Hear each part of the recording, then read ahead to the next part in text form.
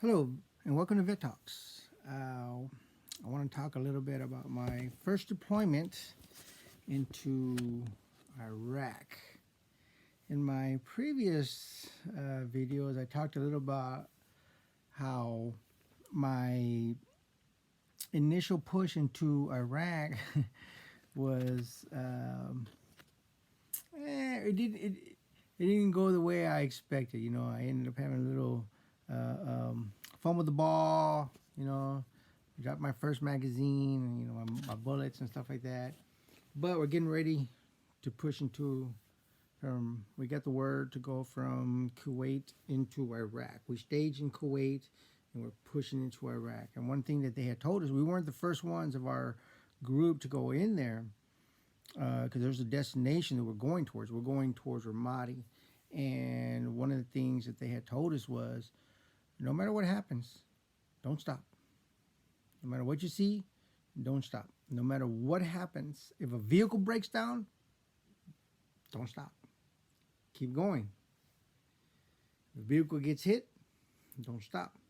Keep going. So we were literally given the order to, how do I want to say it? They told us when you push in, people are going to try to mob you. People are going to try and, these are starving people. They're going to try and take stuff out of your vehicles, whatever you have on there, MREs, whatever. Just don't stop. They did it before to other convoys, and there was even convoys that, people try to get in the way of the convoys, and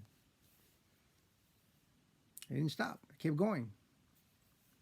And, that's what they told us. Just don't stop, no matter what you see. So I remember we pushed in, and sure enough, yeah, there was a huge crowd of people waiting there to, grab whatever they can. It's like it was crazy. It was crazy, pushing in there. We were in a Humvee, so we didn't have too much stuff strapped to our Humvee.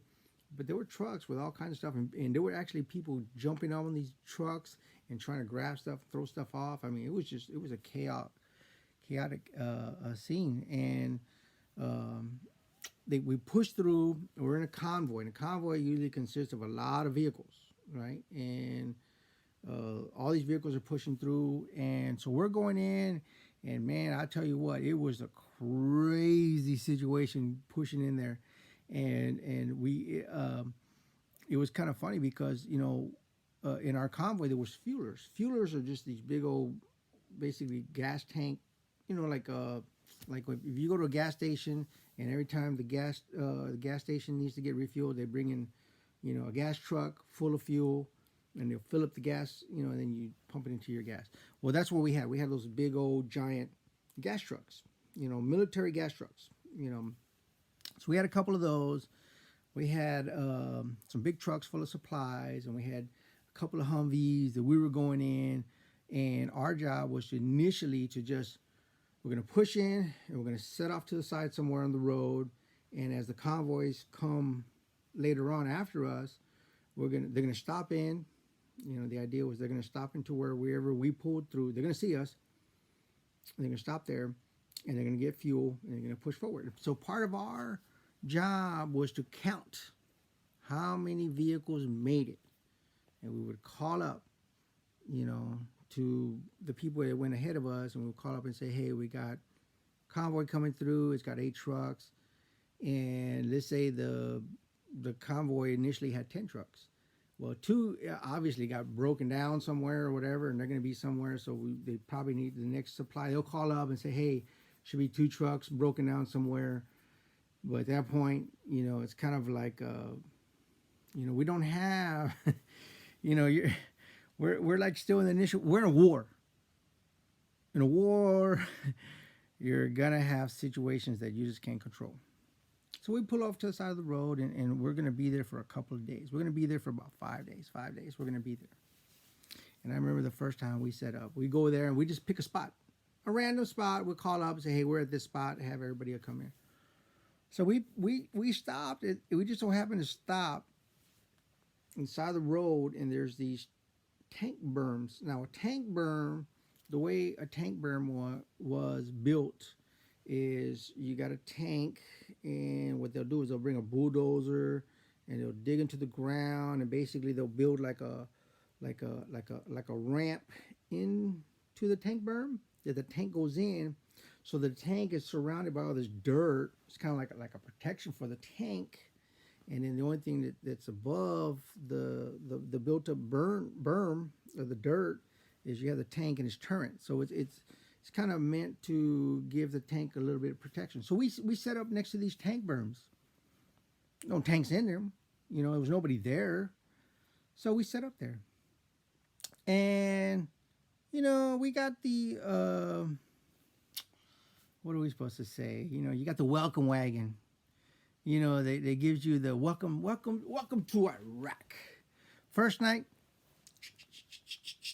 you got tracers going over you, you know, not at you, but over you in the sky. You know, it's like they would shoot. It seemed like Saddam Hussein spent a lot of money on tracers because it seemed like that's all the Iraqis put in their magazines with all these tracers. And the funny thing about it, when you shoot a tracer, it's like a red. It looks like Star Wars. Exactly what it looks like. It looks like they're shooting lasers. That's all you see is red. You see red. You know, so I guess they knew we were in the area, so they're shooting kind of over our head. They're just shooting the air. They're just shooting to let us know that they're there. All right. Well, we had set up next to there was a ditch right on the side of the road. There was a ditch, and on the other side of the ditch was this big old hill. And after, you know, it wasn't a big hill, but it was big enough. It was like a built up area. And on the other side, you could see that there was these tents. And I remember, you know, talking to my team leader, and I'm like, "What is that?" And he's like, "Oh, it's Bedouins. It's Bedouins. Nothing to worry about." Now that wasn't going to work for me. I ain't going to sit here because that hill provided protection. Imagine if the enemy was to come up and use that hill as protection, and we're over here in the bottom area. They could use that hill and just shoot at us. That ain't good enough for me. So I told my team chief, I said, you know, I want to do a patrol. I want to walk around the area that we're at, and I want to see what's around us. So he let me do it.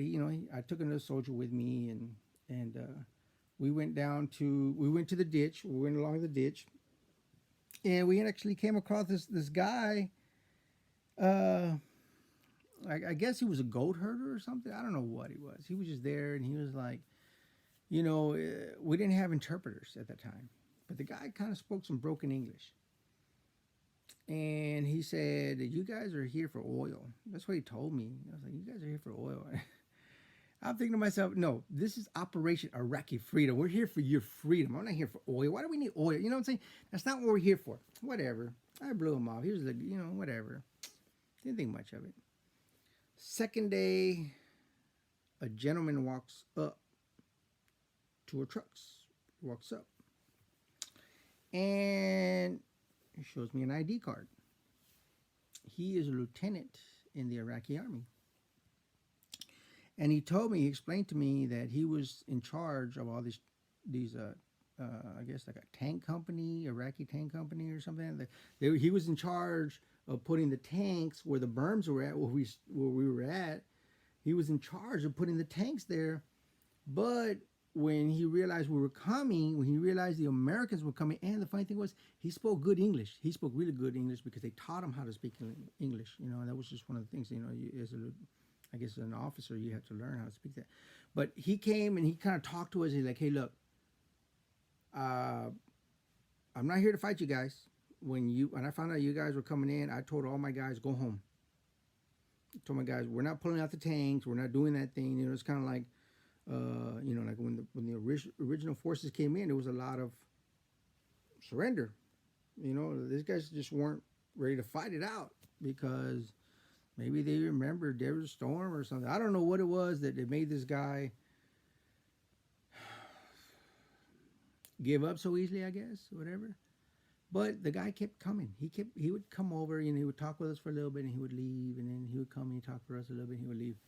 And I do remember one time there was some mortar rounds. And what it was, not at where we were at, but in the distance, you could hear. So we're like, oh man, we're about to get overrun. You know, this guy, he was telling me that there's a compound nearby that has 300 Fedidines. Now, Fedidines were Saddam loyalists, and he said, yeah, they're over there. They're not too far away, a couple miles down the road. They're over there. So you guys, just that wasn't his guys. He was in charge of the tanks. He's not in charge of the Fedidine, and he was just kind of giving us like, hey, I'm not part of that. But we were about to get overrun. We're about to get attacked. Well, one of the guys that ended up being in my group that was with us, he was actually a guy from Desert Storm, and he was an E7, and I was like, holy man, you've been at war before, saying, oh man, I want to be next to you. You're the guy I want to be with, and we're gonna fight it out. That's the guy I want to be with. And I remember, we're about to get hit. Because all these, like I said, all these bombs were coming. They're flexing their muscles. It's like, ooh, and it wasn't that many of us there. And I'm not gonna say we were an easy target, but we were an easy target. We were out in the middle of nowhere by ourselves, no support. Yes, that is us. And so I remember we had these. We're gonna set up to. I planning on setting up to fight it out. So I grabbed 2 ammo cans full of ammo, and I go to one of the tank berms that's there, and I use it. That's going to be our fighting position. So I take my ammo cans and I put them down, and I go back to the Humvee because we have an AT-4. An AT-4 is a rocket launcher. It'll blow up a tank. Well, at least that's what they told us. I don't know if it'll blow up a tank, but that's what we got. So I got my 2 ammo cans, and I got my AT-4. And I'm looking for my battle buddy because he's the guy that was from Desert Storm, and I want him next to me. He's a hero. Heck yeah, I want to be next to, what I think is Rambo. And I'm looking for him. Where's this guy at? So I'm asking the other guys, hey, where's so-and-so? Oh, he's over there. In the Humvee? No. He's under the Humvee. He actually is under the Humvee. He's using the Humvee as protection. He's under there. And that's when I was like, man, I can't follow. You know what I'm saying? I was shocked. I was like, man, it's supposed to be my battle, my hero, my battle buddy. But he's under the Humvees, fearing for his life. Probably had a lot of shell shock from the last war or whatever. So nothing happens. It was kind of like, they're just flexing their muscles. Nothing really happened. And, like I said, that enemy lieutenant kept coming over. He would come every day. And, we would talk or whatever. And one day he invited me to his house. Okay. I'm not sure how this works. So I talked to my, my team chief, and I told him, hey, this guy wants me to go to his house. Well, he said, well, I asked him, is it okay if I go? He's like, yeah, if you want to, whatever, as long as it ain't that far, okay. So I take this other guy with me, there's another guy that wants to go with me. So I take him. You got to remember, this is in 2003. We're pushing into the initial war. Not a lot of rules, well, there's rules, but, this is one of those things, what are you supposed to do? We're enemy. I'm supposed to be, this is my enemy. My enemy is inviting me to his house. How do I deal with that? How do you deal with that when your enemy is trying to be your friend, inviting you to your house? It's a trick, right? It's a trick. Don't fall for the trick. Whatever. I'll go. I don't care. You know what I'm saying? The guy's being very hospitable. I'm going to go check out, whatever. So we go down this road. And we keep going down this road. And I realize I'm getting further and further away from my truck. I'm getting further and further away from those guys. And I'm saying, man, this is a bad situation. Nobody's gonna know where you're at. We're walking down this road. We keep going and going and going, and then we get to another ditch. And then to get across this ditch, it's a concrete ditch. It's a big concrete ditch. To get across the ditch, there's a palm tree. So now you got to go across the palm tree to get to the other side because that's where his house is at.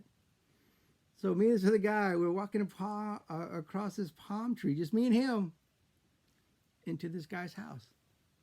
And then when we get into this guy's house, there's no chairs, there's no table, everybody sits on the floor. So now you're having to sit on the floor. So I'm sitting on the floor, and they're bringing us some. They're bringing us some milk. I'm assuming it's goat milk. I don't see no cows anywhere. I'm assuming it's goat milk or something. So, and they're giving it, they're talking to us a little bit. And one of the things about this situation, it's actually a common practice that normally our officers would go visit with the enemy in situations like this, and they would try to build a rapport so that we become more friendly with the enemy. It's just kind of weird. But I'm not an officer, so I'm just going in there and I'm just trying to be nice to this guy because the guy was nice enough to tell his guys not to blow us up.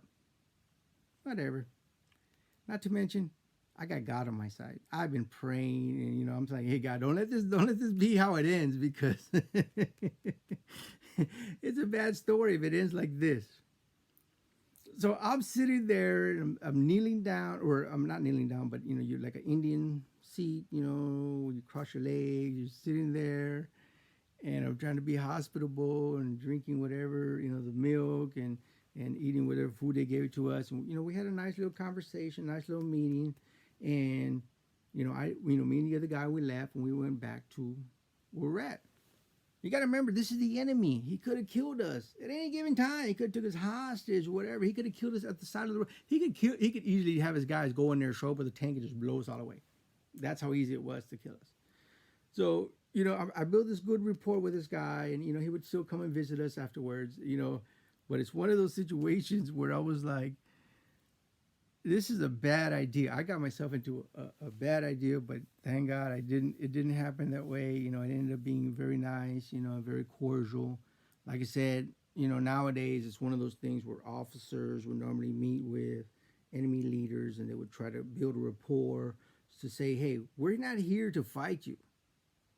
We're actually here because we want to give you freedom to not be under this dictator Saddam Hussein. We're here for you guys to give you some freedom.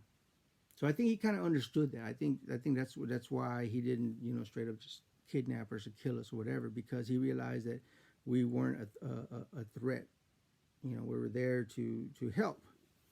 So, needless to say, that's where we were at. We had a lot of convoys come through. We ended up pushing up to Ramadi. We ended up going into one of Saddam's. It was actually Saddam's one of Saddam's palaces is where we ended up. But you know what? That's for another story. So with that being said, I'm going to let you go on this one. I just wanted to tell you a little story of how I initially went into my first deployment and how it started, and sometimes, you get into some situations that could become drastically dangerous, I would say. But, sometimes you got to take a chance because, you know what? When you take off the uniform, when you take off, all the weapons and the body armor and stuff like that, we're men. I'm a man. He was a man. We're just like, sometimes that's all we want. We just want to, we're all fighting for something. And in this case, he understood that it wasn't worth fighting against us because we were there to fight for his freedom. At least that's what we were told is basically Iraqi freedom. For all I know, maybe it was what that other guy said, that we were there for the oil. But in any case, that was my story. I'll talk to y'all later.